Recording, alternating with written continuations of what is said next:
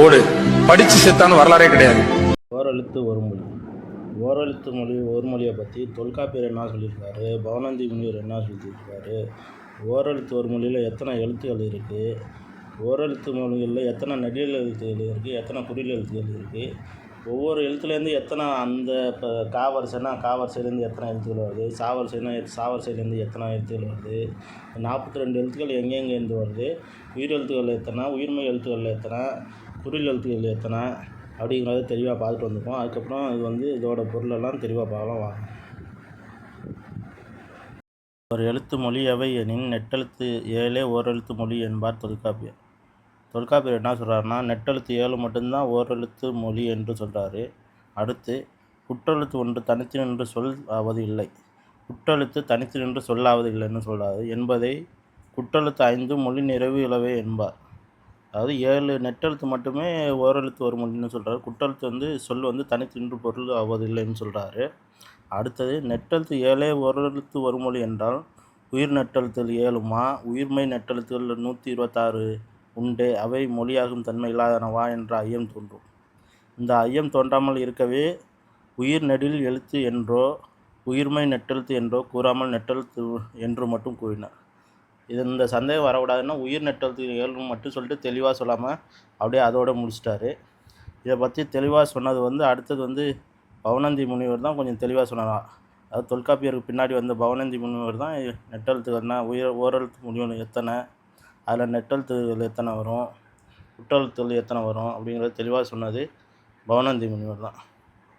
பவனந்தி முனிவர் என்ன சொல்லியிருக்காருன்னா, உயிர் வரிசையில் 6 எழுத்துக்களும், மா வரிசையில் 6 எழுத்துக்களும், தா பா நா என்ற வரிசைகள் 5 எழுத்துக்களும், கா சா வா என்னும் வரிசைகளில் 4 எழுத்துக்களும், யா வரிசையில் 1ம் ஆக 40 நெடில் எழுத்துக்கள் ஓரெழுத்து மொழியாக வரும் என்றார் நன்னூலார். பவனந்தி முனிவர் என்ன சொல்லியிருக்காருன்னா, இந்த 40 எழுத்துக்கள் தான் ஓரெழுத்து மொழியில் வரும். இந்த 40 எழுத்துனா இந்த 40 நெடில் எழுத்து மட்டும்தான் ஓரெழுத்து மொழியில் வரும். நோ தூ என்னும் குறில்களையும் சேர்த்து 42 எழுத்துக்கள் என்றார். மொத்தம் 42 எழுத்துக்கள் ஓரெழுத்து மொழிகள் என்று பவனந்தி முனிவர் சொல்கிறார். அதில் குறில் எழுத்து நோ தூ மட்டும், பாக்கி 40 எல்லாமே நெடில் எழுத்து தான். அதில் உயிரெழுத்து வரிசையில் ஆ இ உ ஏ ஐ ஓ, மகர வரிசையில் மா மீ மே மை மோ இது போல். அதாவது யகர வரிசையில் யா மட்டும், குறில் எழுத்தில் நோ தூ மட்டும், மொத்தம் 42 எழுத்துங்க. இந்த 42 எழுத்துக்களுக்கும் ஒவ்வொரு வார்த்தைக்கும் என்ன அர்த்தங்கிறத அடுத்தது பார்க்கலாம் வாங்க. ஓரெழுத்து ஒரு மொழி. ஈ பூ கை ஆகிய எழுத்துக்களை கவனியுங்கள். இவை ஒவ்வொன்றிற்கும் பொருள் உண்டு. இவ்வாறு ஒரு எழுத்தே பொருள் தரும் சொல்லாக அமைவதே ஓரெழுத்து ஒரு மொழி என்பார். நன்னூல் என்னும் இலக்கண நூலை எழுதியவர் பவனந்தி முனிவர். நன்னூலுங்கிறது இலக்கண நூல், அதை எழுதினவர் பவனந்தி முனிவர். நன்னூல் என்னும் இலக்கண நூலை எழுதிய பவனந்தி முனிவர் தமிழில் 42 ஓரெழுத்து மொழிகள் உள்ளன என குறிப்பிட்டுள்ளார். தமிழில் மொத்தம் 42 ஓரெழுத்து ஒரு மொழி மட்டும்தான் உள்ளதுன்னு பவனந்தி முனிவர் நன்னூலில் சொல்லியிருக்காரு. தொல்காப்பியர் வெறும் 7 நெட்டெழுத்துகள் மட்டும் சொல்லிவிட்டு அதோட தெளிவாக சொல்லாமல் விட்டுருப்பார். பவனந்தி முனிவர் தான் 42 இருக்குது, இதில் இத்தனை நெடில் எழுத்து, இத்தனை குறில் எழுத்து, உயிர் எழுத்தில் எத்தனை வரும், உயிர்மெய் எழுத்தில் எத்தனை வரும்னு தெளிவாக சொன்னது பவனந்தி முனிவர் தான். அது நன்னூல் இலக்கண நூலில் சொல்லியிருப்பார். தமிழில் 42 ஓரெழுத்து மொழிகள் உள்ளன என குறிப்பிட்டுள்ளார். இவற்றில் நோ தூ ஆகிய 2 சொற்களை தவிர ஏனைய 40 சொற்களும் நெடில் எழுத்துக்களாக அமைந்தவை. நோ தூ மட்டும்தான் 2 மட்டும்தான் குறில் எழுத்து, பாக்கிய 40 எழுத்துமே நெடில் எழுத்து தான். இதை நல்லா பார்த்துங்க. நோ தூ மட்டும் குறில் எழுத்து, பாக்கிய 40மே நெடில் எழுத்து. அதாவது பவனந்தி முனிவர் சொன்ன இலக்கண நூலில். தொல்காப்பியர் 7 நெட்டெழுத்துன்னு சொல்லியிருப்பார். பவனந்தி முனிவர் மொத்தம் 42, அதில் நோ தூ ஆகியவை குறில் எழுத்துன்னு சொல்லியிருப்பார். பாக்கி 40 நெடில் எழுத்து. அதில் உயிர் எழுத்தில் எத்தனை எழுத்து, எந்தெந்த வரிசையில் எத்தனை எழுத்துங்க, யகர வரிசையில் எத்தனை எழுத்து, குறில் எழுத்துன்னு தெளிவாக இவர் தான் சொன்னவர் அடுத்தது. ஆனால் இவர் தொல்காப்பியருக்கு பிறகு வந்தவர். இவர் தெளிவாக சொல்லியிருப்பார். அடுத்தது ஒவ்வொன்றுக்கும் உள்ள பொருளை பார்ப்போம். ஓரெழுத்து ஒரு மொழிகளும் அவற்றின் பொருளும். ஆனா பசு, அதாவது ஆவின் பால்னு பார்த்துருப்போம். அதாவது பசுவின் பால் தான் ஆவின் பால்னு சொல்லுவாங்க. ஆனா பசு. அடுத்து ஈ கொடு, அடுத்து உ இறைச்சி, ஏ அம்பு, ஐ தலைவன். விக்ரமோட ஐ படத்தில் பார்த்திங்கன்னா ஐ என்றால் தலைவன் ஒரு பாட்டே வரும். ஐ தலைவன். ஓ மதகு நீர் தாங்கும் பலகை. ஓ மதகு நீர் தாங்கும் பலகை. கா சோலை. கா சோலை. இது வந்து டிஎன்பிசியில் அதிகமாக கேட்ட கொஸ்டின். அதே மாதிரி ஆனா பசுங்கிறதும் அதிகமாக கேட்ட கொஸ்டின். கா சோலை. அடுத்து கூ ஊமி. அடுத்து கை ஒழுக்கம். அடுத்து கோ அரசன். கோ அரசன். சா இறந்து போ. சா இறந்து போ. சி இகழ்ச்சி. சி இகழ்ச்சி.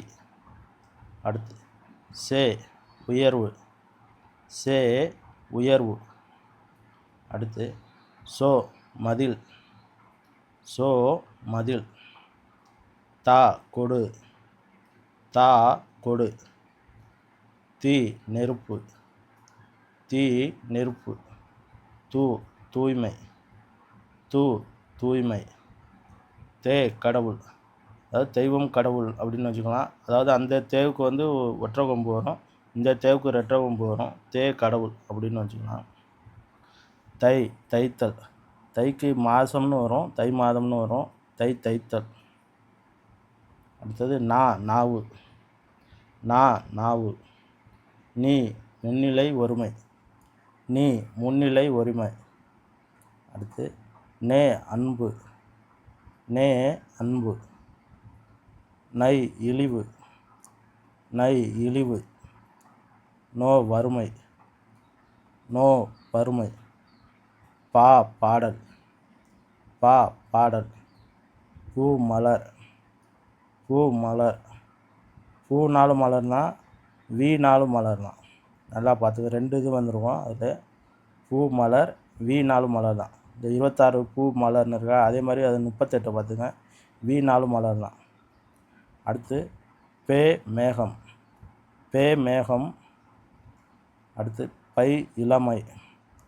பை இளமை. அடுத்து போ சொல். போ செல். போ செல். மாமரம். மாமரம் மாமரம். மீ வான். மீ வான். மூப்பு. மூப்பு. மே அன்பு. இதுக்கு முன்னாடி ஒரு அன்புன்னு பார்த்துருப்போம். அதாவது 22 பாருங்கள் நே அன்பு. இது 33 மே அன்பு. 2 இதுமே அன்புன்னு வரும். அதே மாதிரி மலர்லையும் பார்த்துங்க. 26 பூ மலர். அதே மாதிரி 38 வி மலர். மலருக்கு வந்து பூ வி 2க்கு மலர் வரும். அதே மாதிரி அன்புக்கு வந்து நே மே ஆகிய 2க்குமே அன்பு தான் வரும். அடுத்து மை அஞ்சனம். மை அஞ்சனம். மோத்தல். மோத்தல். அடுத்து யா அகலம். யா அகலம். யகர வரிசையில் இந்த யா மட்டும்தான் வரும். யா அகலம். அடுத்து வா அழைத்தல். வா அழைத்தல். We Malar. வி மலர். பூ மலர். நே அன்பு. மே அன்பு. இது நல்லா பார்த்துங்க. 2 எழுத்துக்களுக்கு ஒரே அர்த்தம் வரும். அதே மாதிரி வி மலர். பூ மலர். நே அன்பு. மே அன்பு. இது நல்லா தெளிவாக பார்த்துங்க. வை புல். வை புல். வவ் கவர். வவ் கவர். நோய். நோய். தூ உன். தூ உன். இந்த தூ மட்டும்தான் குறில் எழுத்து. இந்த 2 எழுத்து மட்டும்தான் குறில் எழுத்தில் ஓரெழுத்து ஒரு மொழியில் வரும். பாக்கி 40 எழுத்துமே நெடில் எழுத்தாக தான் வரும். ஓரெழுத்து ஒரு மொழியில் குறில் எழுத்து எத்தனை வரும்னா 2ன்னு சொல்லணும். அதே மாதிரி நெடில் எழுத்துன்னு கேட்டாங்கன்னா அந்த கொஸ்டின்லேயே தெளிவாக படிச்சுக்கங்க. அது மாதிரி கேட்டாங்கன்னா தெளிவாக சொல்லிடுங்க. அதுக்கு தகுந்தாப்புல கொஸ்டினை பார்த்துங்க. அடுத்தது இந்த பயிற்சி வினாக்களை பார்ப்போம்.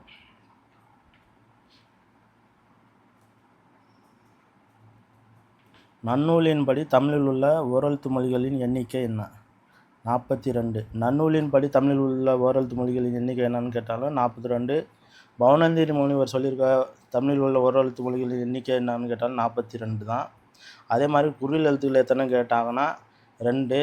நெடில் எழுத்துக்கள் எத்தனைன்னு கேட்டாங்கன்னா 40. தொல்காப்பியர் என்ன சொல்லியிருக்காருன்னு கேட்டாங்கன்னா, மொத்தம் அவர் உயிரெழுத்து நெட்டெழுத்துக்கள் 7 மட்டுமே ஓரெழுத்து ஒருமொழிகள்னு சொல்லிட்டு தெளிவாக சொல்லாமல் விட்டுருப்பார். பவணந்தி முனிவர் மட்டும்தான் தெளிவாக சொன்னவர். அதாவது நன்னூலின்படி ஓரெழுத்து மொழிகளின் எண்ணிக்கை 42. அதில் வந்து குறில் எழுத்துக்கள் எத்தனைன்னா 2, நெடில் எழுத்துக்கள் 40. யகர வரிசையில் எத்தனை எழுத்து வரும்னு கேட்டோன்னா 1. உயிரெழுத்துகளில் எத்தனை வரும்னா 6. இது போல் தெளிவாக சொன்னது பவணந்தி முனிவர் மட்டும் தான். இந்த வீடியோ பிடிச்சிருந்தா லைக் பண்ணுங்கள், ஷேர் பண்ணுங்கள், கமெண்ட் பண்ணுங்கள். சேனலை மறக்காமல் சப்ஸ்கிரைப் பண்ணுங்கள். நன்றி, வணக்கம்.